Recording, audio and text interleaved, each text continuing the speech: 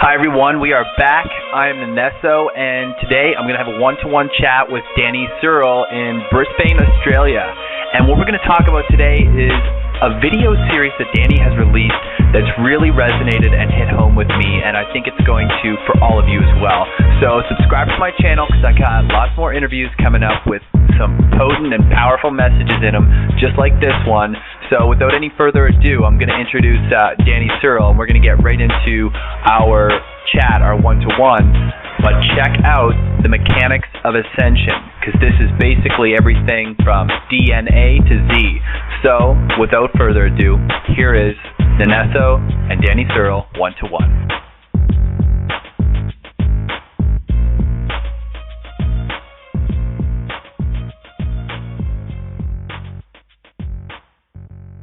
All right. I'm so glad and enthralled, actually, to have you with me for a little one-to-one. I don't necessarily conduct interviews in the sense of question-answer kind of thing. I let it take more of an organic experience to it where, you know, it becomes an exchange between the two of us. And basically, I want to start a stimulation of a conversation that people around the world wish that they could have, or answer questions that they want answers to now, not, you know, reading 10 books, reading whatever. And your series that I saw on YouTube, The Mechanics of Ascension, was one of those pieces of information that just resonated with me so much, and the simplistic nature and deliverance of the information was just incredible. So I didn't know who you were before that. Can you tell me like a bit about like who are you and how did you come across this information that you're sharing with us? Yeah, okay. Well, thank you, first of all. Well, basically, you know, I'm born in Australia. Oh, God, where do I start? Okay, well, ever since I was a child, about my first, I suppose, what you'd want to call a psychic experience happened when I was probably about 5 years old, I think, where, you know, I basically knew that my grandfather was dead, and everyone was saying, no, he's okay. We saw him in hospital last night. And I said, no, he just came and saw me. Right. And, of course, he was. And then sort of died down a bit because then I was brought up in a very sort of strict Irish Catholic family. But I knew something wasn't right with that whole Catholic faith, you know, the whole religion thing anyway. Right. And then I suppose when I was 14, I had my first, what you would call out-of-body experience, I suppose, my first trip into the Astral, which wasn't conscious. You know, I didn't consciously think, oh, I'm going to try and, you know, astral project. I didn't even know what it was, to be honest. And but that was, for me, an extremely profound experience, because even though now I realize I was just on the lowest level of the astral, Right. even at that level, you know, the overwhelming feeling of love and peace, it's just incredible, and it's very hard to explain to people unless you experience it yourself.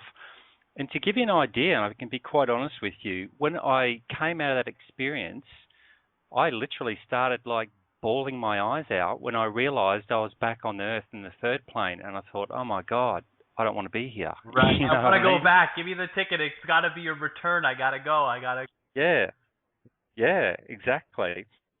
Now, okay, then after that, I went through a bit of a rebellious time. You know, I was rebelling against everything, I suppose. Only because I think I was quite frustrated with the world. I realized, as I said, from a very early age, that there was something wrong with the world, Right. that had been overtaken by, you know, corruption and bad people, I suppose. And but then again, about the age of 21 was when I really, a friend of mine had given me a book when I was a couple of years earlier, and it was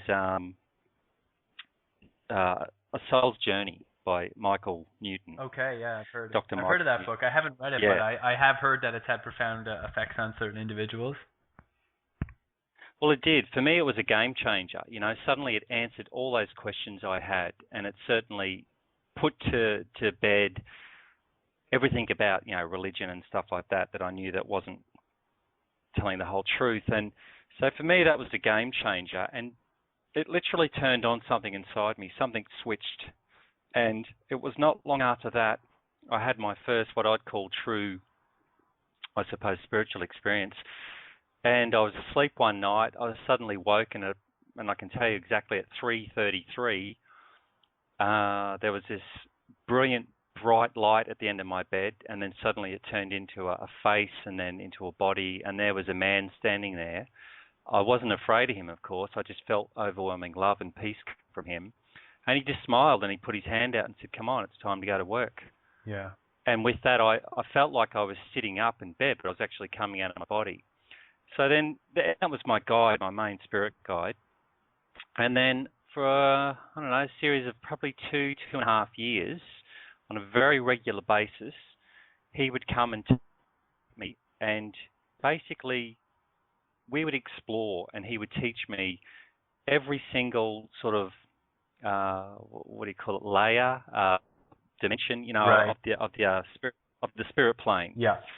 And basically, because at that time, a lot of people, well, still a lot of people, they were afraid of dying, and they were concerned that things they'd done in their life they were going to be judged and all this sort of thing.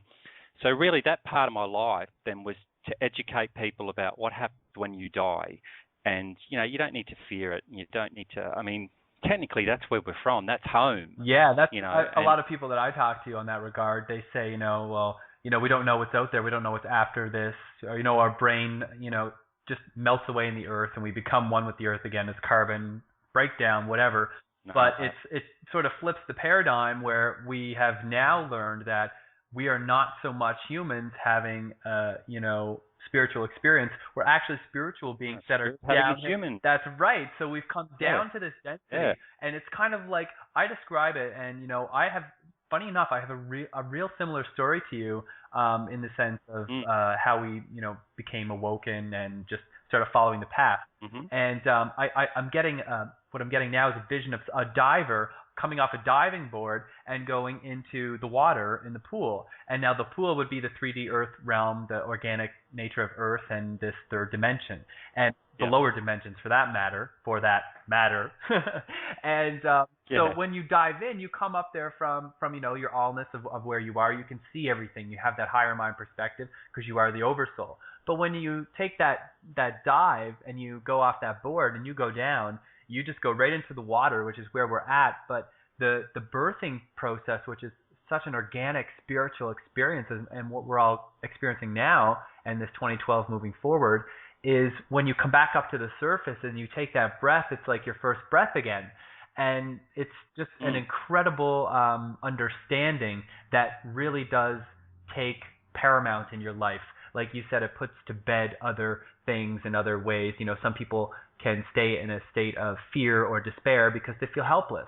Well, what am I going to do? What am I going to do? It's like, oh, well, what do you mean the future starts with me? What do you mean I got to go within? What do you mean change myself? The world changes. I'm not going to change Obama and Bush and the war in Iran, and I'm not going to change poverty and disease and these corporations. Well, you know what? You can't necessarily. But what you can do is project where you're, changing the point, where you're projecting from, so that you actually project yourself into a reality where things are different. So this 2012 convergence is just, it's a profound experience, and a lot of people are having these, feelings and these intuitions and these popping psychic abilities that they don't have a clue what to do with. It's scary to them. Mm-hmm. No, it's incredibly frightening. You just made me think of something. One of my guides once said to me, all it would take, I was in a period where I was very frustrated with the world, saying, oh, what's the point? Because, I'm one person, I can't change anything, blah, blah, blah, blah, blah. And that, of course, they gave me the whole speech where you're not here to save the world. That's right. That's right. You're here to be the light of the world. Yeah, but that's right. But one of the things that they said to me was all it would take is for 1/4 of the world for 3 seconds, to be united in unconditional love, and the whole planet would ascend in a blink of an eye. So just 1/4 of the world, or a third of the world, for 3 seconds, united in unconditional love, will make the whole world change. It was as simple as that. So basically what was set up was an experiment. Friends of mine, it was just pre-internet, so it was very difficult to contact a lot of people all over the world, but we did manage to do it. And to cut a long story short, that's when George Bush launched the first Gulf War on the exact day that we had planned to do this global meditation. Wow. Because, basically they got wind of it, And it was because at that time too, that was like a gateway was being opened, if you like, and whoever could dominate that gateway, because as you probably know, energy is neither good nor bad; it just is. So it's intent that forms that energy. Okay, so basically, the bad guys knew about this, so they needed to basically capitalize on it and use it for what their agenda. But they needed, yeah, that's right. And so they needed a third of the world to concentrate on their agenda, which was a negative one. So and they did. They succeeded. They united the world in going after Saddam Hussein, but they united the world in a negative aspect. So are you saying that this was like around, and again, I'm 26 years old, so I'm not, I don't have the experience of being around at, certain stages of the global happenings.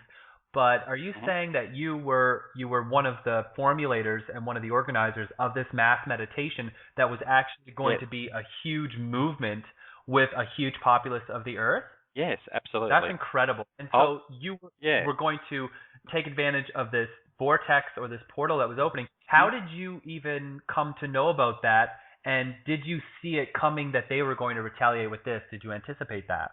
No. Okay, that's the first thing. We got caught with our pants down completely because we first found out about it because there's a lot of very talented people out there, a lot of walk-ins, what we call walk-ins, who are, alien, if you want to call them that. Right. I don't like using that term. Yeah. They first delivered the message or the information, and we had a network of people all around the world. In them days it was all done by letters, or phone calls. And so suddenly all these people around the world, we were all getting exactly the same message, which, freaked everyone out. We thought, oh, gee, this is big. This is really big. I mean, I'm talking people in China were saying that they got the same message to people in America, England, Australia, you name it, everywhere. And how did this message come? Well, through different groups that we're all part of. So a lot of people, I suppose, were channeling it or getting it intuitively. But what was amazing was that, we weren't connected like we are today. You see one thing on the internet and everyone knows about it. Right. So, there's not sort of that exclusivity. Well, that's why when this time it happens, it's going to be unstoppable. Yeah. You know what I mean? That's right. But back then, as I said, I mean, we didn't know what was going on in Canada, for example, until you actually, found out someone there and you called them up and you'd sort of say, what are you guys doing? And then it was suddenly, well, you wouldn't believe this. We just got this information about this gateway that's opening up, and this and this. And we're like, hang on, that's what we got told. That's what we were calling you about, to tell you about it. And they're going, no, well, we already know about it. And, it was like that. Wow. So it was huge. So, we actually thought this was going to be it. We actually all believed that was the big one. And then, of course, literally on the very same day, they invaded Iraq and the whole world was united, but they were united in a negative aspect. And no so way. we knew we'd been. So that basically kind of, you guys were about to get in the vehicle, as it were, and you were about to take the wheel and drive into this path of global transformation, and then they kind of like pushed you guys out of the driver's seat, took the wheel, and hurtled on the gas, so to speak. Yeah, that's right. Well, they got the remote control and they drove it off the cliff is what they did. They probably had their talons are thick, and what I'm getting here is that they have had, technology that far, is far beyond what you had. That's right. So they had an internet between them. They had all these attunements, and they were working with other extraterrestrials who were actually, in fact, giving them this sort of information. Oh, definitely. Yeah, their technology is about 30 years, and they brag about that, that their technology is 30 years ahead of ours. But look, it wasn't going to be the ascension as such. What it was going to be was, think of it like, it was going to make life easier for everyone for when 2012 came. What the whole plan was back then was it was going to change consciousness, right, and get everyone up to a not quite Christ consciousness level, but certainly what would have happened is by the time 2012 comes, 99.9% of the world would have ascended. It's as simple as that. Okay. What I'm getting there is like that gateway. There has been many over time, and what they are those sort of they're the nexus points, if you will, on the grid of this, of the Christ consciousness grid, where in certain moments, in certain periods of time, these gateways open, and then therefore they allow for whatever our free will at the time wants to use them for. But they do, they're nexus points, so they set the pace and the path for the next X amount of years or months or whatever. Yeah, that's right. Well, that's what I was trying to say. Like, energy is neutral. Right. So these things open up, and the energy that they open up is neutral. They're neither good nor bad, but yeah, it's your intent, the intent or the mass intent that will condition what that energy will be for the next cycle. And the cycles go in 9 years, every 9 years. Well, that's just so incredible, Danny, because like from my perspective, like I am fully, aware and into this consciousness merging with a higher stream of consciousness, as Nenesso, and I get certain things, but where the past is kind of concerned, where I had no idea, you know what I mean, that it was sort of this scale where these gateways were opening, and obviously the hidden elite, the Illuminati, the reptilians, there are many, many names, but let's just say they're the shadow that represents the negative polarity, whereas we are the light that represents the positive polarity. So it was kind of like the Olympic torch was held up and lowered down at that moment, and it's like, what do you guys want to use it for? And they took it and they said, hey, let's go burn down Iraq. Let's screw with these guys and put the world in a state of panic so that we can manage them easier, and they'll actually demand this global security or demand, you know what I mean? So that's such an interesting perspective, because now it really does put into place why, like Pearl Harbor, then the 9/11, and then you have all these perpetual, false flag operations that are out there that are actually just securing us in participation of whatever way we participate. It's still the participation, and it's actually locking us more and more into this timeline where, as we approach 2012, the ascension is going to literally split into two, where it's just going to be like this horrible, earth-changing, cataclysmic experience for some, and then the others, which are the small percent, are going to go there. But I mean, I don't know. Like I just, like I said, I've never looked at it that way. Yeah. Well, look, in all honesty, the bigger picture is you can't have light without dark. I mean, they are necessary to bring in balance. But what's happened is they've tipped the scales to one side, and the universe is, basically has to correct itself. It cannot be out of balance, if you understand what I mean. It's part of its nature is to rebalance itself from time to time. And I'll tell you now, like, this isn't the first time the Earth has gone through massive changes like this, as you're probably aware. Right. So really what we're experiencing now is just unfortunate, I suppose, from one perspective, because in the past, the Earth has been an absolutely glorious place to be with, a majority of what I term as mature and old souls. But now at the moment, we've got a domination of young souls, of infant and baby young souls. Right. And so and they're just like naughty children. That's all they are, and that's how I see them. They're just like a naughty child. But if I had a 4-year-old child that drew on the wall with lipstick, I'm not going to belt them. I'm not going to. Well, I don't know. If you're from Eastern Canada like me, you would have got belted, spooned, and maced. No. I grew up with that as well, copying a good belt sort of thing, but I don't necessarily, I don't think like that. Right. No, I know what you mean. It's that perspective where when the young souls are here, as you were saying earlier, that energy is completely neutral. It's what you do with that energy. So to a young soul, all the divine power in the world here on Earth, or whatever it is, that sort of illusion, or the allure, I should say rather, of that dark perspective does look sort of tempting. So I mean, it's more easier to lure a kid into a situation with candy than it is for an adult, so to speak. A matured adult. Yeah. But well, that's right. But people don't understand either that this Illuminati, they honestly believe what they're doing is the right thing. They feel righteous in what they do. That's what you have to understand. They're not necessarily just evil, malevolent people. What they are, well, I mean, they're egotistical, narcissistic, psychopathic. But for the most part, they actually believe what they're doing is for our own good. That's what they honestly believe if you talk to them. They think, well, you people, you're the unwashed masses. You can't look after yourself. You can't, you need us. You need us, right, the ruling class, And so from their perspective, they think that they're doing the right thing. But that's because, they're young souls. And it's like a child.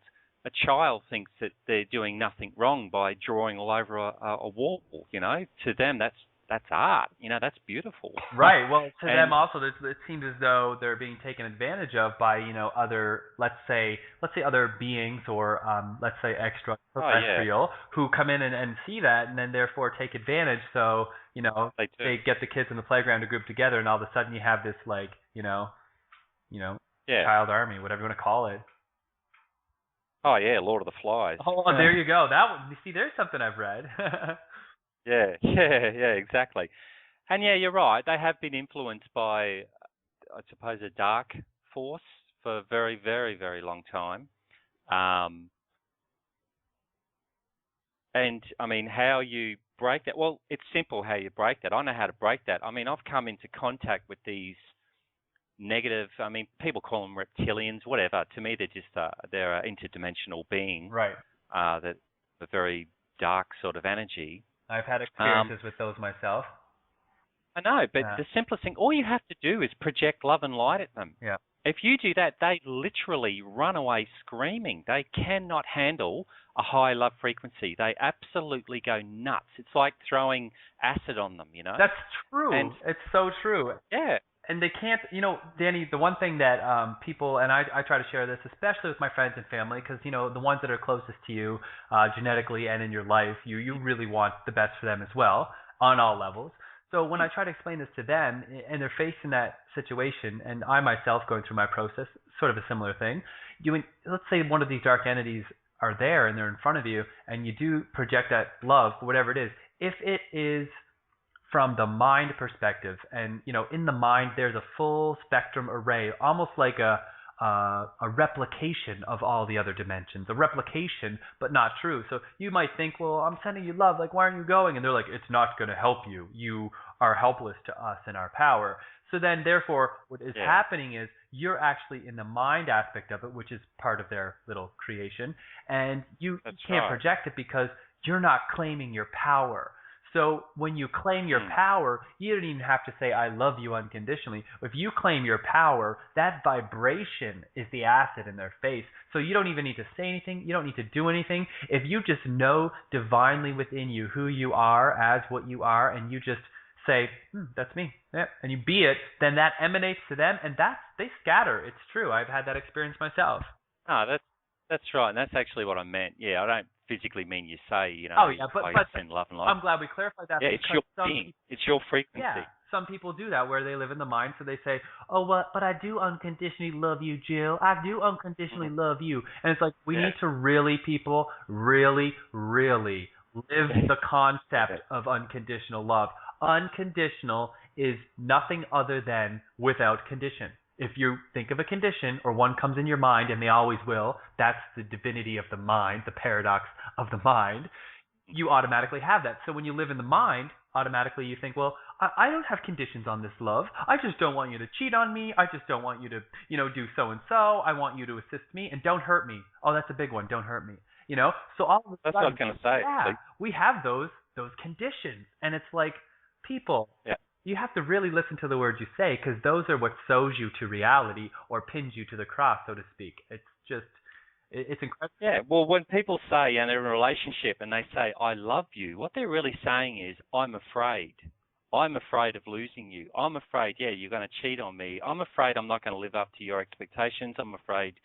Yeah, that's what you're literally saying. If you have to vocally say that all the time, I love you, I love you, I love you, is what you're really saying is, I'm afraid, I'm afraid, I'm afraid. That's what you're saying. That's what you're projecting. I resonate with that fully. Because, people just don't get it, but, I know, it's funny. I mean, I grew up in my family, and there were 6 of us, and we're from a small island in the North Atlantic on the east coast of Canada, right? So we always had this thing where we're like, bye, love you, see you after school, love you, love you, love you. Whether, you got a whooping or you had some like tough love, and then it's, turned around, well, I love you, honey, like pizza for dinner, and it's like, oh, what are you doing to me? Especially with the children, I consider myself this sort of, rainbow integration hybrid of the indigo and crystal. So like back then, I just didn't know what to do because I was like, why can't you just embrace it unconditionally, mean it, live it, and stay that way, please?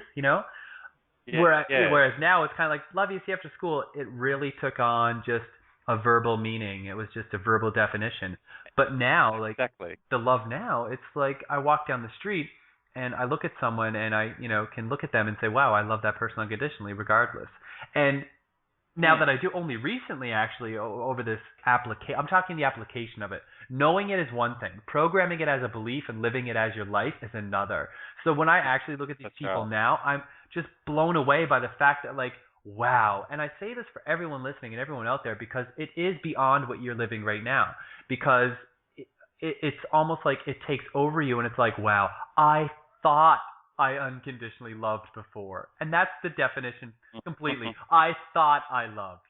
But now I am and I love. And I am love. So it's just remarkable, this, transition that you can go through, this inner transformation, just by applying what you know through defining the concepts and understanding and just, just being okay with yourself, claiming your power. Yeah.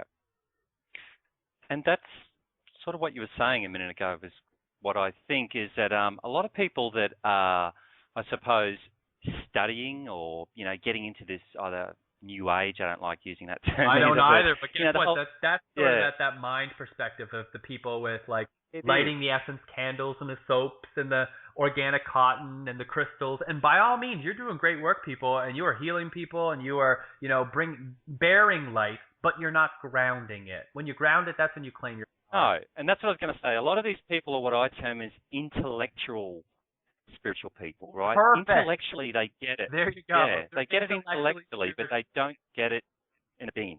Yeah. Yeah. Because if they did, there would be no sort of, and Danny, it's funny, I was just understanding that today.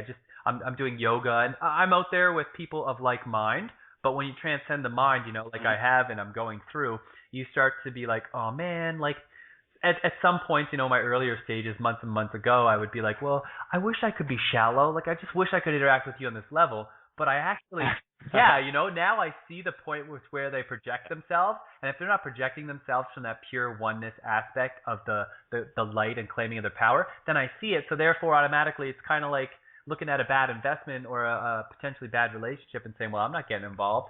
So the conversation, to them, you have no reason or justification to not participate in the conversation as fully and as lightheartedly as they are, but you're just like, you can't convince us if you can't convince yourself, dear. You know what I mean? That's what plays in my head.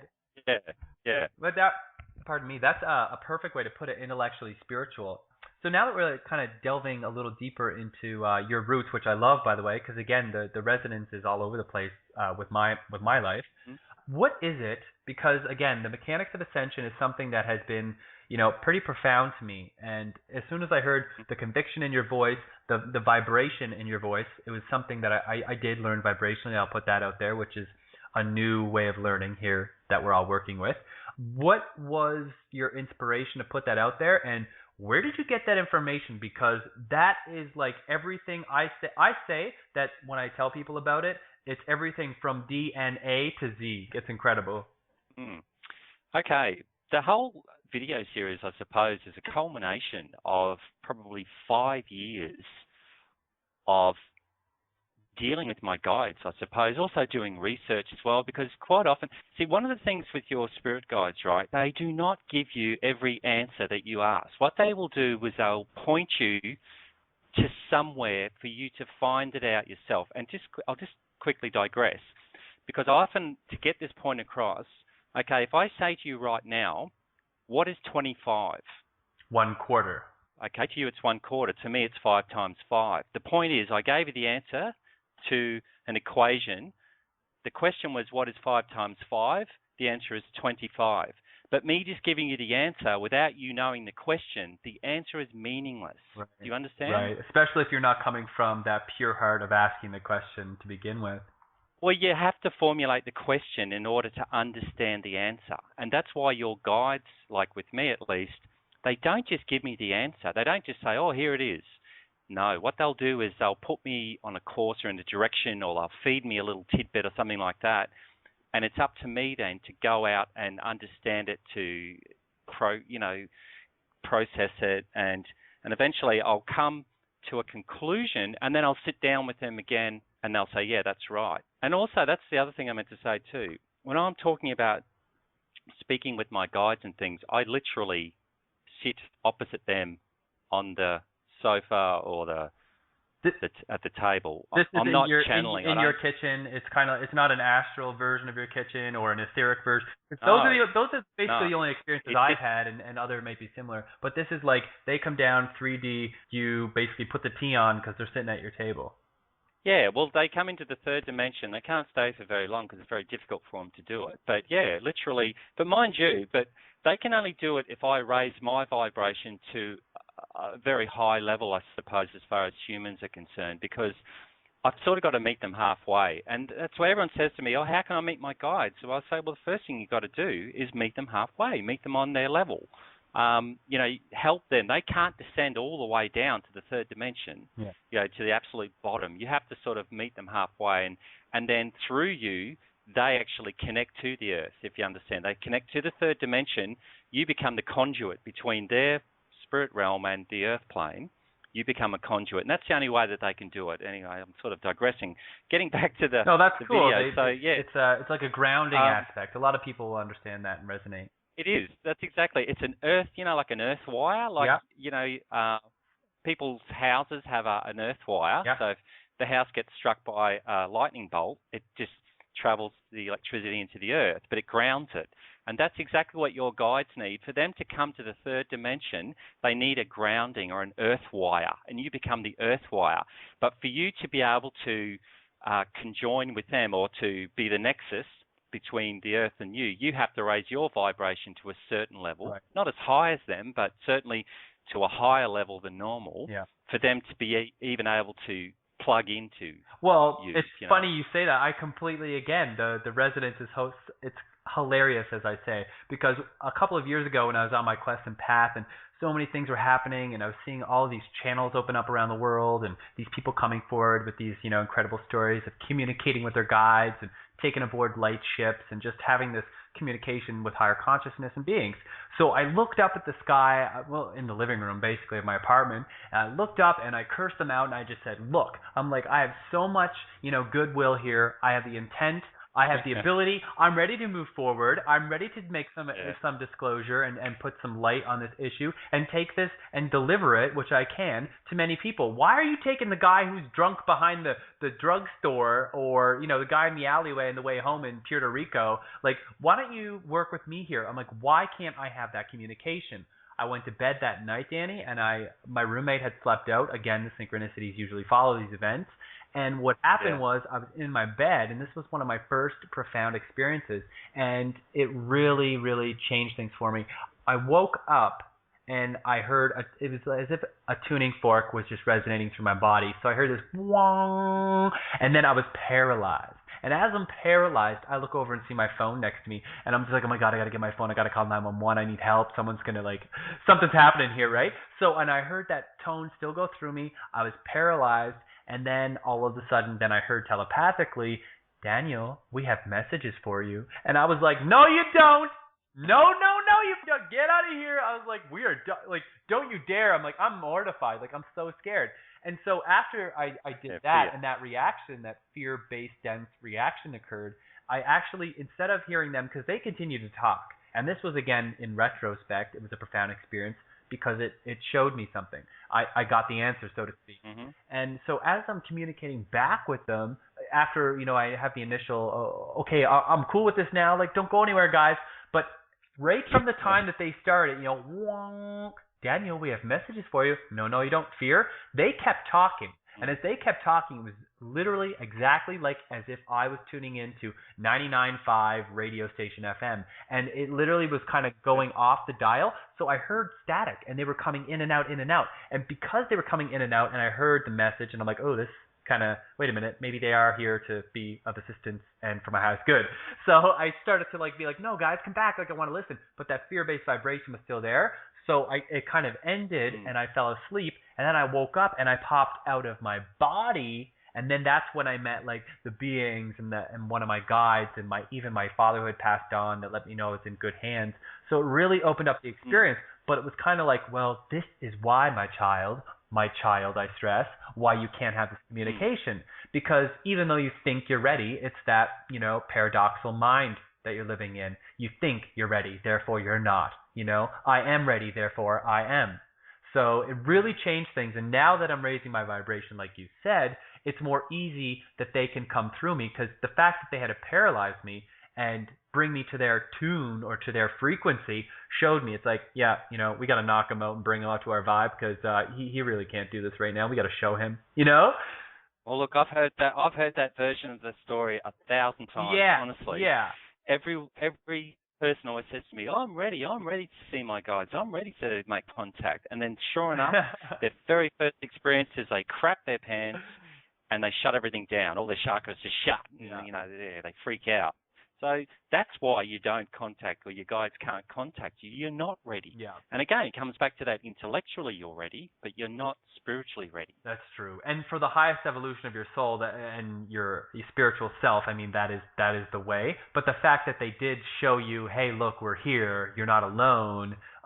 You need to obviously do some work here. So since that experience, I mean, that was a few years ago, that's when I started to put myself into the seat of, all right, so now that they know that I'm willing and I have the intent to consciously bring forth this knowledge, share it with the world, and to live the application of what I'm saying, which is, living oneness and this ascension process. If I just start living it, eventually I will be meeting them halfway there. But I understand, in order to get halfway, I still got to get somewhere. I'll tell you now, you'll know when you're living it, because they will just pop up out of the blue. And when they do, you will not freak out. You will not be frightened. You will automatically recognize them. But you will. You'll just automatically recognize them. I'll be getting the milk out of the fridge, and I'll be like, friend. How long were you guys there for? What's up? Yeah, that's right. But that's when you know you're at the right place, Yeah. Okay, so that was a large digression. We diverted for the digression of when you were going into how they basically presented the mechanics of ascension to you. Well, they did. Well, basically, they give me a lot of information, I was going to say, that starts like an inverted pyramid where it's very broad, and each bit of information they give me gets narrower and narrower and narrower down to the point where I get the whole answer. And so it was around this time where I was doing a lot of stuff just on my own, getting all this information, and suddenly people from everywhere were coming to me and saying, oh, what's going on with this? What's going on with that? What's this all about? I don't understand. And I thought, wow, and then I was actually encouraged by a lot of people, you need to get out there and start talking about this stuff. So it was through a series of workshops. All the stuff I present in the videos was actually a 2-day workshop that I used to do. And a lot of people actually came to those things. So it was very successful. And it then just came to the point, I suppose, I thought I need, it's all well and good for me to, do 100 people here, 100 people there. But this needs to get out to the wider community. It needs to get out to the world, if you like. And so, and a friend actually suggested, they said, why don't you put it on YouTube? And I thought, yeah, actually, why don't I? So I did. Wow. No, I mean, like I said, it's such a profound effect. I was listening to it, and everything that you were covering in there, I know now, when you went into the digression of the subject, that you really did pick up this information, because part of my journey personally is, I started off as this angst teenage or younger kid who didn't fit in, who didn't want the dogmas, didn't want the religions, didn't want the spiritual bindings, didn't want, these limitations at all. So I had to find my own way around it organically, sort of without the guidance first. And then I moved into, political activism. It was started for me, a huge changing point was when, I discovered 9/11 was an inside job.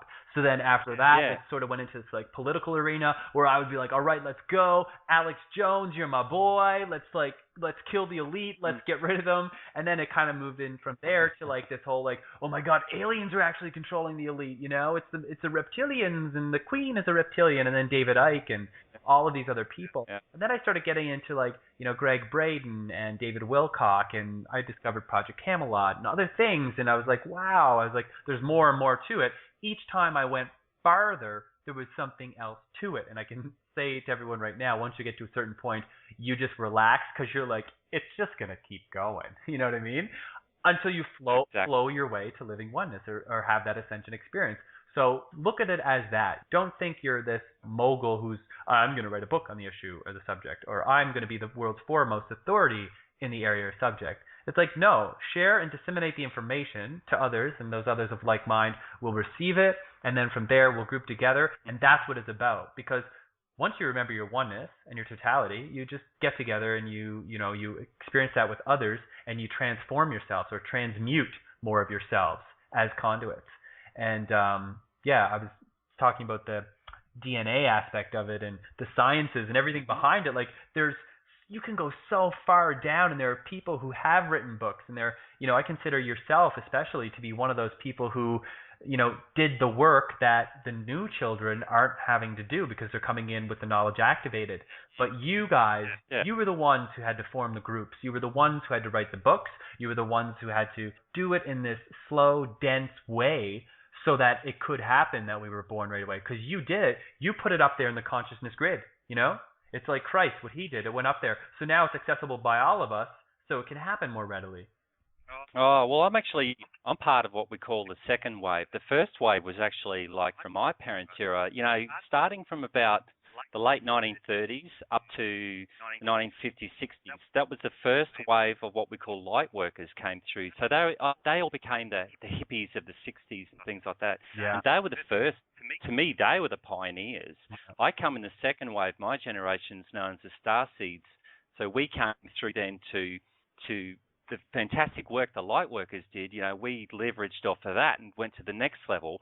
So your generation now is, as you've indicated, you're part of the indigo children. Yeah. And you are the guys that are supposed to be the the leaders of the new world, Earth. The new world. Yeah, the new Earth. That's right. Yeah. It's your domain. So we've laid all the groundwork and the foundations, but it's up to you guys to actually build the new Earth. Yeah. And that's what this is all about now. I did a lot of work with the indigos when they first started getting born, in their early years, because a typical indigo child is extremely, they're all diagnosed with ADHD and all this sort of nonsense. And it's because of their high vibration and of who they are. They got to the Earth and they're like, what the hell is this all about? What's going on here? They just freaked out. So I did a lot of work with them at that time, helping them to get their energies sort of balanced with the Earth energies and stuff like that. So but now, 20 years on, people like you and you're starting to discover what really is going on. Well, like you said, the third wave, these indigos that are going to be like, they are saying, what the hell? Like, what is this? I feel it myself, and even the ones that are younger to me, I have, older siblings that have children now that are late teens, like 19, 17, even, as low as like 6 years old. And those are the ones that are just looking around at the world. And this is how it's going to happen, people. It's literally like the veil is going to melt. It's going to be dissolving. It's going to turn to liquid like coconut oil does in a hot tropical day. So you have this veil that's just going to melt away, because we're going to stand there, and the viewers or the listeners that are hearing us now are the ones saying, yeah, we are, because you are, because we're here, the call is now, and the time is now. Yeah. We're just going to walk into this and say, you know what, forget it. Burn that constitution, burn that old way, because the old ways no longer serve the new, and we just know this. We don't care what was said and done in the past. You can't trick us or coax us into doing something now that's going to lead a future based on choices and things that were made in a completely different consciousness, let alone, a different time period. So we're going to step up as these children, and we're going to claim the throne so that we can rebuild. And once we rebuild, then that's when the rainbows and the children of the future are going to come, and Earth will quite literally be a new Earth. Oh yeah. Oh yeah. I can't wait. Even a new... I know. I just know, like, these interviews, I'm pretty new to this myself and coming forward, but I'm working with a lot of people, a lot of channels, a lot of intuitives, psychics, you name it, all over the world. And so my sleep has been actually a little kind of distorted because I'm in different time zones while I'm living in my own, right? And people are like, Daniel, how did you miss that meeting today? And I'm like, sorry, man. I was like 7 hours ahead. I was on England time, and now I'm on Australia. And now, so it's funny, but like it's all coming together so quickly, and everyone's saying the same thing. And I'm preparing myself. I'm an actor and a writer, and I'm actually considered an ascension coach because I work with people on showing them where they're at, because you can't think that, oh, don't worry about me, I'm going to ascend. Please. It's like, oh, no, can you not see the resistance? So if you have that mind projection, then you know what you're going to experience? A mind projection of your ascension. You're not actually going to ascend. You're going to be maybe taken off planet with this like Galactic Federation or whoever it is that are taking you off planet and stuff that's going to, give you false promises. But again, that is still perfect because that is for your soul and that is your experience. I mean, nothing that's happening in any reality is by any means wrong or not the right path, because that's, again, in the mind way of looking at it. If you actually look at it as you're embodying that oneness, then you wouldn't even say that to someone. I'm not going to go up to someone and say, you know what, you have to watch this Mechanics to Ascension thing, and you've got to like change your ways because you've got to ascend, man. You got to do this. You can't. So that's why I say the people I work with and how organically this all happens, like how your videos fell into my lap, and now we're connecting with this one-to-one chat. It just happens for people.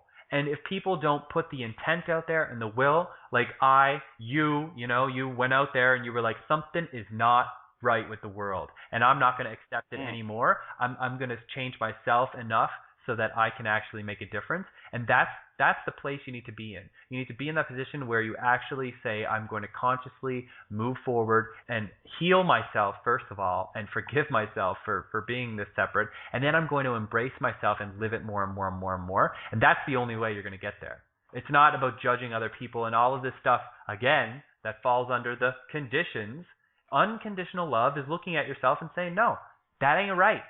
That ain't right. And let the others who are living in a state of unconditional love be your mirror, not your enemy or person who is just telling you some mean things, and hurting you. It's like that person's the mirror for you.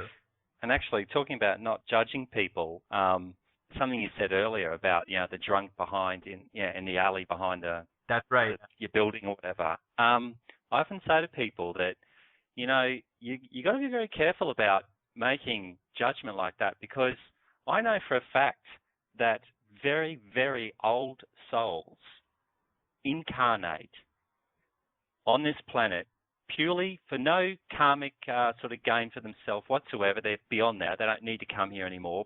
They come here to serve humanity, and they'll often come here in a situation that requires other people to care for them or other people to help them, if you understand what I mean. An opportunity for us to showcase that unconditional aspect of ourselves. Exactly. They allow you to become the carer soul, what I term as a carer soul, right? To bring out that. So that drunk that you might see on the side of the road, they might look like a bum and you're told that they're a bum, but just bear in mind that could be a very, very old soul that has come down here, taken on that hard role purely to give you the opportunity to take on the lesson of caring for other people or caring for other souls, if you know what I mean. Yeah. So I'm not saying that's all the time, but I'm just saying don't be so quick to judge people, because you do not know what soul level that person is from, And as you said, they're here to actually just be that sort of mirror for humanity at this time, to just come in and incarnate as that role to see, like, do you judge that person? And when I said that before, that was years ago when I was having that experience when I'm like, why are you like taking these people and giving them information and revealing yourself to them and taking them aboard light ships when you could take me? And again, I was in that place of not seeing that, but now in that completely transformed, and I transcended that over the years. But even now, like only over the past few months, Danny, like have I actually been like living it, where I walk down the street completely out of my mind, and not out of my mind, I mean like outside of my mind. And but I guess you could perceive it both ways. And so when I'm walking down the street, I'm floating in my mind, actually in my energy centers, and I look at people, and I just, there's no judgment of any person, and I'm like, oh my God. That's when it comes in that I say, wow, Nenesso, wow, Daniel, you thought you loved people before. You know, you thought you were a good person, whether you donated money or gave spare change to a homeless person or gave them some cans or bottles they asked for, whatever it is. Like, I thought I did, you know. And over the past few months, like, I've been faced with these experiences where, you know, people will have that. Even just today, you know, I was approached. I had like a large bag of groceries in a paper bag, and God knows you've got to nurse that thing or else the bottom falls right out. And that's the day I didn't bring my reusable one, so I had like, you know, a heavy bag. And this person stopped to talk to me, and I was like, oh God, like, you know, there's nothing I can do for you. But then I was like, you know what? Before she even said anything, I hunched my bag over, put it on my hip like a mom would a baby, and I just went in my pocket, pulled out a couple of gold loonies, and I was like, look, here's $2. This is the change I got for you. And she's like, thanks. I mean, you looked busy. You didn't even have to. And I'm telling you, that was literally just a few hours ago, right? It was just on my phone. Yeah. So, I mean, that experience is completely profound. So that's what I'm saying. Like, I'm even viewing those situations differently now because I just see the love. So when they manifest to me, instead of seeing things as separate and like, oh, well, that's your problem or you be on your way, it's like, well, Daniel, everything is a reflection, right? So regardless if you have the change or not to give that person, can you look at that person unconditionally as another you in a quantum now somewhere else, because you are that person, right? Just playing out in a different quantum reality, because there is only one soul anyway. Right.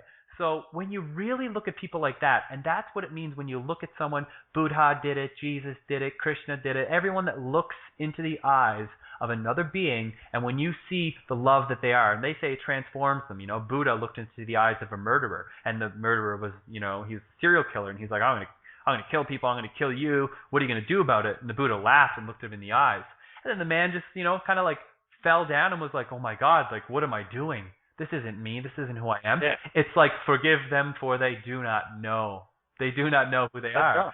So it's powerful. Exactly right. Yeah. So when you look at someone and you actually look at them as that, and if you're not doing this, don't be hard on yourself and don't say, oh, Daniel and Danny, they're crazy. Let it be your compass and let you know where you're at in terms of process. Like I said, don't get caught up in the mind of like my energy and my flow, feng shui, you know, we do the drums and the bowls. I'm like, that's all fine. Yeah, that's cool. But what are you doing in your practical life living as that, you know? Be the example that all of these people were. It's like, come on, people, 2012 is here. It's now. Be okay. Accept yourself and let's move forward. We're all equal. We're all one. We are all in this together. It's also looking for signs, but one of the first things I say to people is that start to recognize the signs in your life or the portents, whatever you want to call it. But nothing happens by chance. Nothing happens by coincidence. And a lot of people just fob off these little things as, just coincidence. That just happens. No, it doesn't just happen. Yeah. Okay, there is no such thing as coincidence. So start to recognize in your life all those little signs, because they are coming either from your guides, from the universe, from whatever, right? But once you start to recognize them, it opens up different areas of your life. You suddenly start to awaken in other parts of your life, and different things will start to occur, and it's usually in a positive way.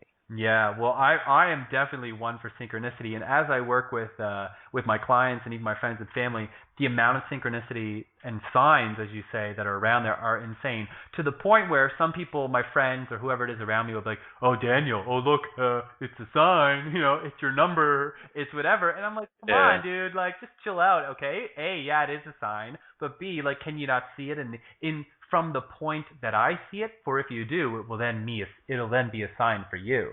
I mean, today, for example, I literally was blown away. And it's funny that I get the opportunity to talk about this, because otherwise I probably wouldn't have shared it with too many people. I went to my first Bikram yoga class, which is hot yoga. You know, it was intense. I've never physically exhausted myself. or sweat that much in a long time. Well, ever. I don't think ever. And so on my way to this class, like I had gotten lost last night trying to find it at another location in the city. So I'm like, okay. And I got frustrated. I'm like, I looked up and I'm like, I can't believe this. I wasted almost 2 hours of my time trying to find this place that I really thought I was intuitively pulled to. Kind of like, you guys told me to go here, you know? Walking through puddles because it was kind of wet out and the street lights would go out over me so I couldn't see the puddles and I would walk in them more. And I'm like, guys, what? Like, I'm consciously on the path. I don't need this anymore. But apparently, you know, they thought a little different. So I'm like, you know what? Maybe it's better. Why don't I just go to the same company, the same yoga studio, but the location by my house? I don't know why I didn't do that in the first place. So I'll go to that one tomorrow morning because it'll be better to go tomorrow morning anyway. So I did that. Well, I usually find, when things don't go smoothly for you, 9 times out of 10, it's because you're putting your will against the universe. That's normally what I find in my experience. And I was transcending it in that moment because, like, Danny, I've been moving forward a lot with my, with my life. And so I was kind of angry, but I was laughing walking down the street. Every puddle I stepped in and my cold, wet feet were getting cold and wet, I was looking up and I'm like, I bet you wish you could feel cold feet in a puddle. You know what I mean? I'm like, this is hilarious because I'm humbled by it because I just know that this is a divine blueprint being carried out. So how can I say, oh, this is rubbish. I hate you and God hates me, like whatever. So I definitely was transcending it in every moment and happy that it was happening. I was like, it's perfectly for the divine higher good that I didn't go and that all of these other things happened. So when I went, absolutely. This morning I get up and I go and I Google directions and it told me to go a certain way around my house. And I'm like, well, I think if I just go the other way, I can cut through that park that's there, but I'm not sure because I just moved to this area. So I'm like, I'm not getting lost again. I'm going the Google Map way, right? So I take the Google Map way and I go up the street. And as I'm walking up the street, I'm like, yep, there's the park. I knew it. It's before I have to turn next. So guess what? On the way home, I'm taking the park. So on the way home after the yoga, it was incredible. I had this like kundalini rushing through my chakras, like right up from the base of the spine, which I haven't physically felt in, consciously in a very long time or ever at this level. So as I'm walking home and I go to the park, I'm thinking, before I get to the park, I'm thinking, okay, I love this yoga thing. I really want to do it, but I'm not sure if I can financially afford a yoga studio or a yoga pass and a gym pass. And what if this friend of mine who's working with me as a trainer, because I have these intense goals that I'm setting for myself, what if she doesn't want to work with me in a mutual exchange way and I don't, can't afford that gym pass? And like, what do I do? And so I'm walking through the park, and Danny, this is unbelievable. There's 2 benches in the park, in this little park, and it's covered in snow. There's not really any concreting on it. And so I see something shiny and something red. It looks something new. I'm like, oh, it's not a wrapper. That looks new. So I went over, and I go to pick it up, and it's one of those, it's a tether. You know what I mean? Like one of those things that people use as a keychain, a long red ropey thing. Oh, yeah. Yeah, so it's one of those really shiny, and it's red, and it's got a red thing on it with a barcode, and I turn it over and it says Good Life Fitness, and it's like this indescript gym pass, and I'm like, oh my god. And so I have this gym pass now that I can use, and immediately when I looked up to my guides, because I'm in communication with Nenesso, who is me, but you know what I mean, it's all one anyway, right? What matters is they can only present themselves to you as what you're willing to accept, to see, and allow. So exactly. Yes, that's right. Yeah. So as I'm, manifesting Nenesso, because I'm becoming Nenesso in form here, in physical form. So I looked up and, Nenesso is just like, well, if she doesn't want to work with you, you go to the gym yourself. And I was like, oh my God. I was like, this is perfect. So then, because I just talked the night before about the Matrix and how it's like completely, this profound metaphor for us in life and reality and everything else. And one of my favorite sayings, I'll tell you in a minute, it's from the movie. So I'm walking by the next bench, and I couldn't believe it. I'm like, oh my God, there literally is something shiny on that one. Danny, it was like this thick, yellow-handled, sterling silver, almost as if it was brand new, like it had never sort of been used because it was not tarnished. It was this ice cream scooper, gelato scooper, spoon, massive. And I was like, oh my God. So I picked it up, and I'm like, I got to take this home. Because I don't have many, I eat 100% raw. I really don't have any utensils or pots, pans anyway. Yeah. So I'm like, well, it might be nice to add to the kitchen. And as I'm walking home with that, I'm still like, dude, I got a gym pass, right? But I'm like, what the hell is this? And I'm literally transforming. I'm working with instant manifestation myself. So this is funny. I get home and things, I'm starting to make my shake for after the yoga class, and I put the spoon on my stovetop, and I walk out into my living room, and then I'm like, oh my God, it's like Nenesso whispered it to me, and I turned around and I'm like, holy shit, I can manifest whatever I want. And I started to think of the metaphor of the Matrix, and I went over to the scoop, and I'm like, it happened right after I found my gym pass that I didn't think I was going to get. I lifted it up, and I'm like, there is no spoon. So it was just incredible. I was going to say, do you call this park like the Park of Treasures or something? No, I seem to find a lot of stuff there. Well, it was literally the first time I had walked to the park. Like I said, I'm new to the area, but what I'm saying is I'm also new to, and I'm talking to my friends all around the world that are we're grouping together as well, and it's this instant manifestation. And the more I open myself up to allowance, the more I'm actually opening up myself to allowance. So I literally have just understood and digested the concept of I am, If I say I am, I am an allowance, and trust me, I affirm myself with that every single day, as do many others. And if I say I am an allowance, and I'm walking down the street and I'm like, oh, what if my friend who's a personal trainer doesn't want to work with me, and, I can't afford the gym pass and the yoga membership. And then all of a sudden I'm saying, but I am an allowance. Oh, but what if I can't afford the gym membership? Well, Daniel, if you are an allowance, then you are an allowance, and you will go to the gym and you'll have the yoga. You know what I mean? Like, it doesn't matter.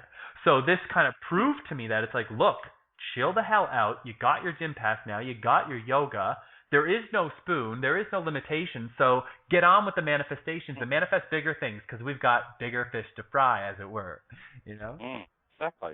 Yeah. But the universe will always give you your needs, not your wants, but they'll always give you what you need, always. Mm-hmm. I've found that my whole life. Until you transcend your wants. And if you tell yourself, I want this, I want that, or I'm trying to get this, or, you know what, I'm making progress, I'm trying to get that, then you really need to reconsider your vocabulary, especially because spoken word is, another thing. Like, spoken word is the next thing after thought. So clear your thoughts and then change your wording too, because you lock yourself to always trying, to always wanting.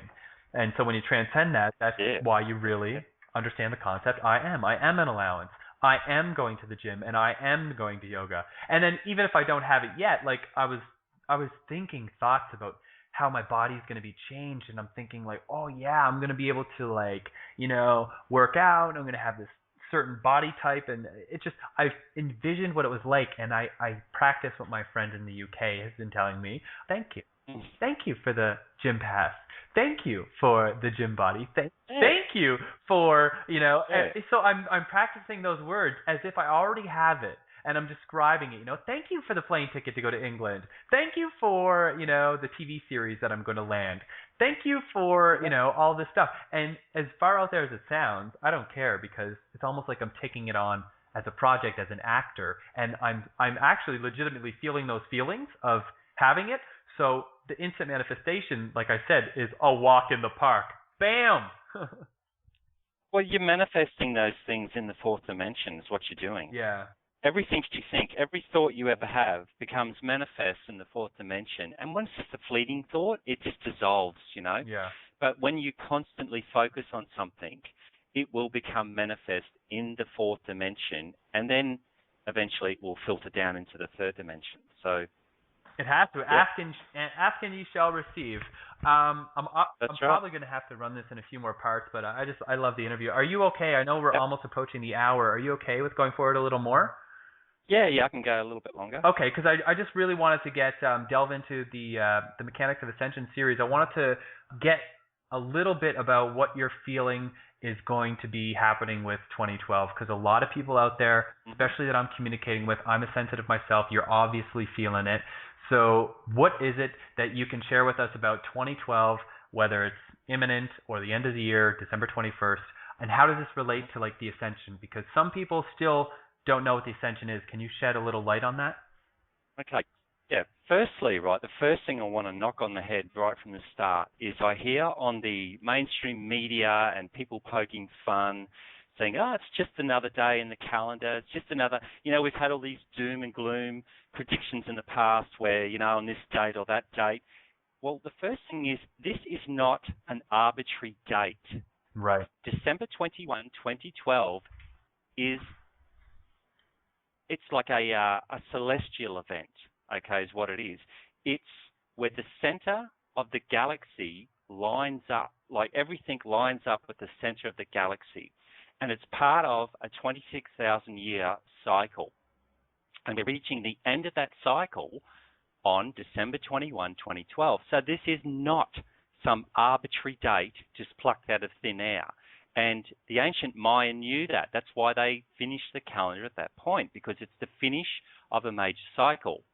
So with that in mind, okay, what is happening is the center of the galaxy is lining up.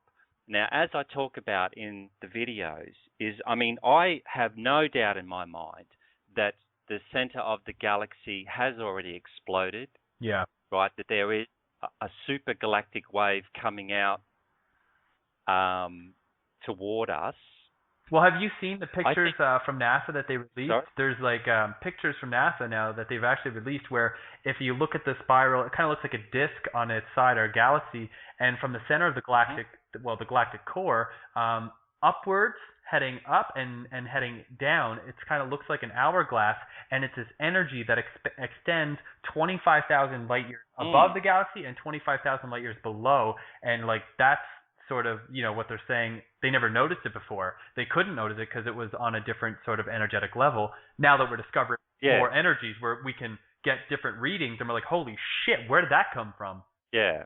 Well, I think I haven't seen those pictures, but what I have noticed is what I predicted would happen 5 years ago, is that we're going to see more and more solar flares and, sort of, what do they call them, mass coronal ejections. And that's exactly what we're seeing at the moment. And just recently we had another big whopper came through, and they actually rerouted planes in the Northern Hemisphere and parts of Northern Europe and that, because this massive coronal ejection hit the Earth. And these are becoming more and more frequent. And that's exactly what I was saying all along. It's because of the dust that's being pushed out in front of this wave. It's hitting the sun and literally making it flare up. And that's the real reason behind not just global warming, but the whole solar system is heating up, right? So it's not just the Earth that's heating up, it's the whole solar system. And again, NASA confirms that and corroborates that. So we've got this major event coming at the end of the year. And yeah, I still believe firmly that it is this supergalactic wave. And within the supergalactic wave is part of it's called synchrotron radiation. And that's, see, for a long time, right, everyone was talking about 12-strand DNA, and everyone was talking about, light bodies and things.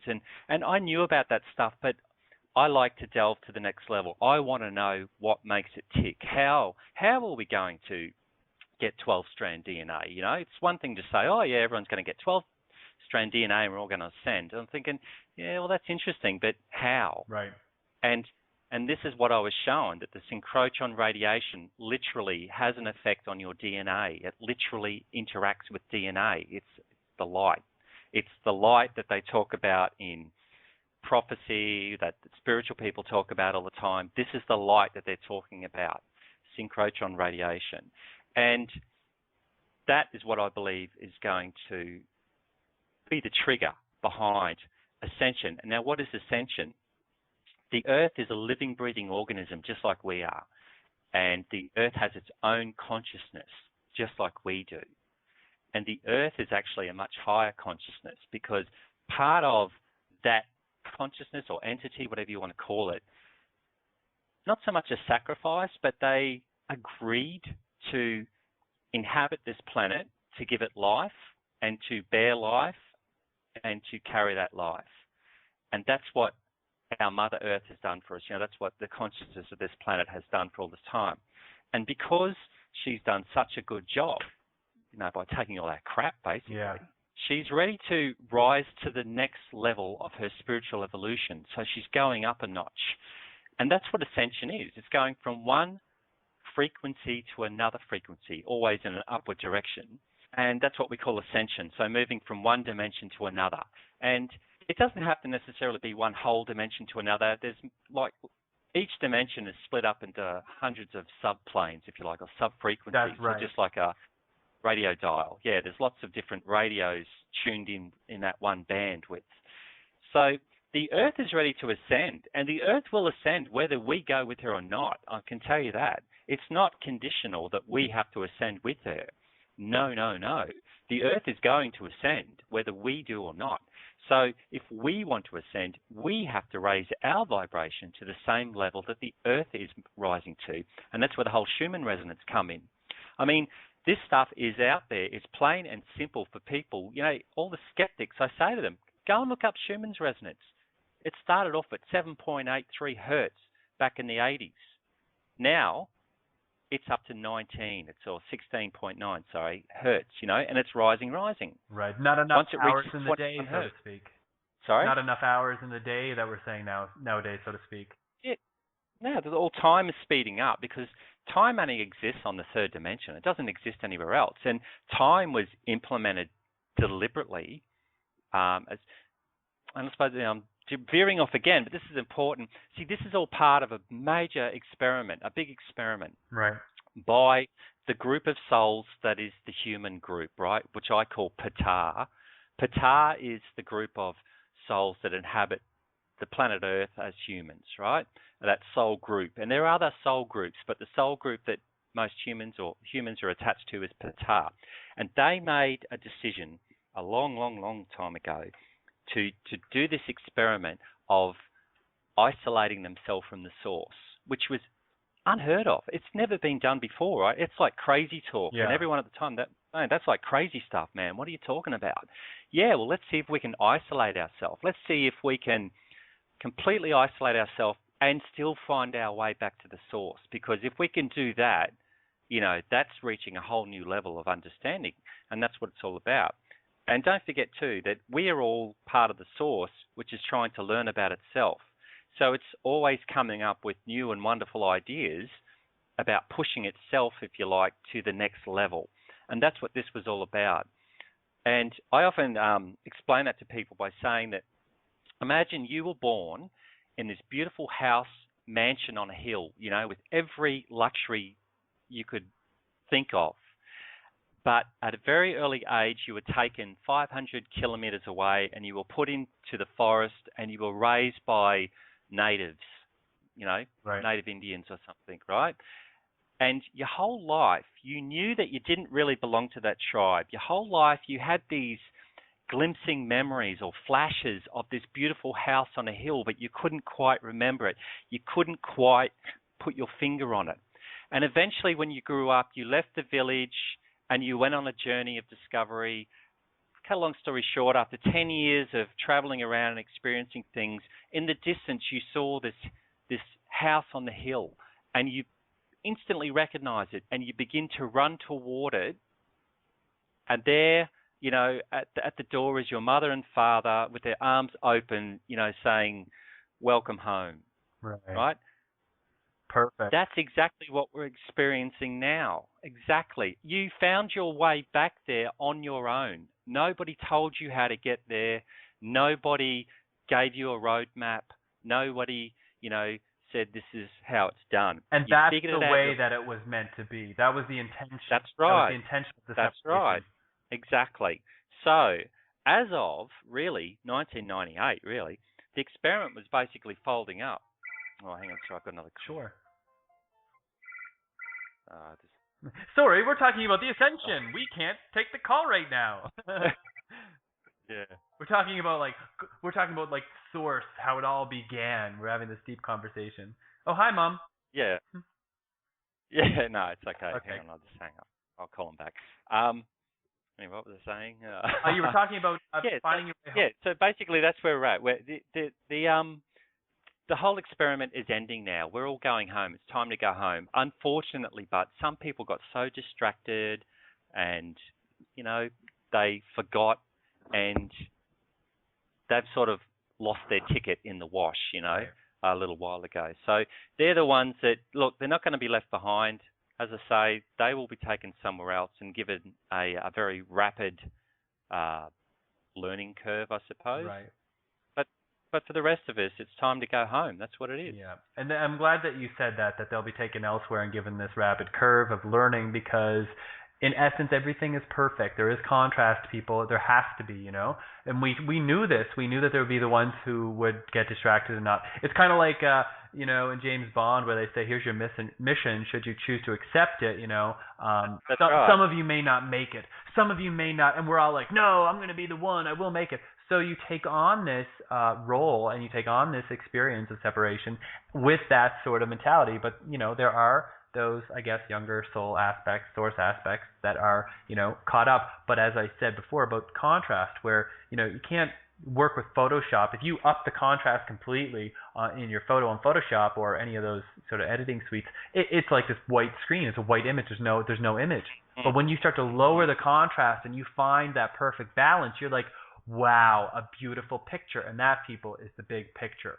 So understand contrast is key. Don't worry about anything else. Just transcend and you do you, boo-boo, and get yourself there. And that's really all that matters. And every other pixel, every other aspect and sort of definition of contrast is exactly where it needs to be in exact divine placement. That's right. And the biggest thing if anything, the only thing you need to do is just take responsibility for your own actions. That's all you have to do. Just take responsibility for your own actions. Yeah. Correct. Stop playing the blame game. Yeah. Just accept responsibility. You are the only person responsible for your life. You're the only one that can help you ascend, right? You're the only one that can change things. Right. Stop relying on other people. Stop blaming other people. Accept responsibility. It is all in your control. And it is simple never as that. too late. And as you say that, Danny, you're always in control. It's never your fault. Some people are saying, well, you know what? What about the children born in Africa without, any education? People who can't speak, people in third world countries, or even me now. I'm homeless and I've always been, and I've got disease and all this stuff. And it's like, well, if you, and this is what I mean by this is the key, if you set out the intent and make that conscious effort to say, wait a minute, I'm not home, I'm going to go find it. And once you set out there, then that's when it's almost like a waterfall all around you of synchronicity, things coming to you, abundance coming to you, allowance, a path being paved, the light shown where there is none, that candle lit in the dark, whatever it is, that's exactly what it is. It is your remembrance. So if you put out the intent and say, I want to go home, I'm working on that myself. I am going home. That's right. I am going home. I am an allowance, and I am open to receive this path. Then it will come to you. All of a sudden, your illness will be cured. But if you're not in that place and you're not really, and that's, the whole aspect of the free will universe of the separation is if you're not willing to actually go forward in that regard, then you aren't, and you're your only judge. Look at yourself and use the others on that path who are doing what you're, wanting to do or are doing. Look at them as a mirror and, don't take anything too harshly or personally. Look at them as your mirrors and allow that to assist and support you in you coming forward and going home in your fullest expression as yourself. And that's an important one. Don't take anything personally. Of course. That's a big one. Yeah. Try telling that to the and intellectual. But you never judge. Yeah. You're never judged by God or spirit or whatever you want to call it. You're never judged by them. They don't even understand the concept of that. I'll tell you that right now. And the other thing is, just quickly, is don't feel you have to bow down to your spirit guides. I mean, I often describe this as, think of, army troops in the field where you have the guys on the front line and then at the rear, you've got the guys that are, getting all the food ready and the water and the bullets and the beans and all that sort of stuff, the admin people. That's like your spirit guides, and you're like the ones in the front trenches. Or the ones with the eagle view, so to speak. Yeah, and so there is no hierarchy as such. There is no, you're all the same is what I'm trying to say. We're all the same. They're just in one area supporting us, and we're down here at the pointy end sort of thing. So don't feel like you've got to bow down to them and I'm not worthy and, and all this sort of nonsense. They are exactly the same level as you. Exactly the same level as you. Right. Okay? And you can notice that with these people that are intellectually spiritual, when they say, well, my higher guidance told me exactly what it is I need to do, with this sort of affluent attitude of, well, silly, I have strictly, I have open communication with my higher guidance. It's like, well, come on. I'm really glad that you touched on that because it is true. We are all one. We are all equal. There is no difference. They're looking at us down here and saying, oh my, like, look at that. That looks interesting. I would love to experience that, you know? I'll tell you now, right? I've spent a lot of time in the spirit world. I really have. That's probably my forte. And there are souls in the spirit world that never, ever incarnate, right? They just don't. And they literally, you know, when you get a particularly older soul that's just done, 20 missions to Earth, they line up and are clapping sort of thing when you come back into the spirit plane because they're like in awe. They are in awe. Even after one life, when a soul comes down to Earth for just one life, they are in awe that you had the guts and the fortitude to go down into that hell, basically. I'm serious. Yeah. They are in awe of us. I believe it. Thank you for bringing that sort of real aspect to it because in actuality, that just shows how one and equal we literally are. Oh, yeah. It's just that illusion of experience. Yeah, and the illusion of the third dimension too. Don't forget, but the illusion of duality was part of the experiment. That's what I was going to say before when I was talking about that experiment. They had to introduce all these little gadgets into the system for it to work, right? Because in the original, it's like the Matrix, I suppose, where they talk about the first instance of the Matrix was a disaster. Well, in a way, so was the first experiment when they tried to separate themselves from the source because they could still contact spirit in their dream state, right? And that's why these indigenous people, like the Australian Aborigine, they talk about the dream time and things like that, where they were literally in contact with their ancestors and spirit and everything. And so that's when, the powers be went, oh, gee, we need to now block that off. So, we'll have to create amnesia, and now we'll have to create some system where they're not going to remember their astral projections, and now we have to come up with a system, blah, blah, blah, blah, blah. And that's why they introduced time. That's why they introduced duality, good and bad, and all that sort of thing. And they also then needed a delay in cause and effect as well. That's why they introduced time, was a delay between cause and effect, because in the spirit plane there is no delay, instant. Whatever you think happens, right? So that's why they had to introduce cause and effect down here. Well, I love that you just explained that. That was almost one of the most layman terms way of saying, the experiment of even our human bodies, where we had, we were once giants, that didn't work out. Then Atlanteans, but they were too, there was no difference between dead and alive, so to speak. Then they're like, okay, let's give them more energy centers. Let's give them more this. Okay, now we have this. In the beginning, when they had like this rigid, organic form, it's like the Anunnaki's like, well, I created the form, and then it's like, well, the form doesn't really do much, so it's like, well, okay. And then all of a sudden the Syrians come in and they're like, hey, we're masters of, systems. Right. So, hey, I can create a system where they can have this blood flow through them, a digestive system, a nervous system, a cardiovascular system. All of these systems in place in the organic being, which is, the form from the Anunnaki. And then on top of that, it's like, well, great, now what are we going to do because they need this sort of fuel? It's like, well, okay. Then reptilians are like, well, hello, we can create like an ecosystem, plants, animals, like all this.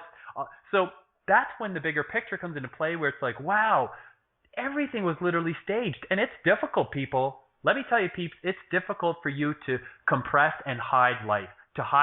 The illusion of separation is a Leonardo masterpiece, okay? Like, in order to keep us separate, like you said, they had to be like, okay, now we got to create amnesia, now we got to erase the dream state, now we got to do whatever, to get us to this point of complete walking around in a haze of separation and believing it's true and not having that connection.